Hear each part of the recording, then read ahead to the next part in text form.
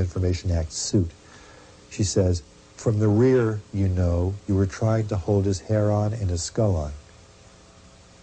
She was describing an exit wound in the rear of the president's head.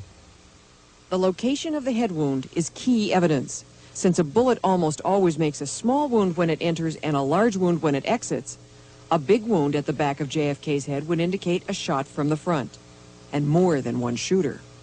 Most of the doctors and nurses who treated the president at Parkland did see a large wound at the rear of the head. Dr. Robert McClelland. It was in the right back part of the head, very large. Nurse Audrey Bell. No, there was a massive wound at the back of his head. Dr. Charles Carrico. There was quite a large defect about here on his skull. Dr. Ronald Jones. Well, my impression was that there was a wound in this area of the head, right in this area. Dr. Paul Peters.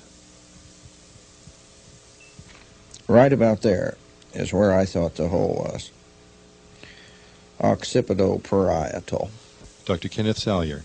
Into the temporal parietal, back into the parietal area, this is the parietal bone right here, and this wound extended into the parietal area. Dr. Charles Crenshaw. And you'll hold right here on your ear to the back, and this bone that's on the back of your head is called the occiput. Right between these 2 points was the large exit wound, about 2 3/4 of an inch, the size of my fist. Dr. Richard Delaney. It's kind of was my remembering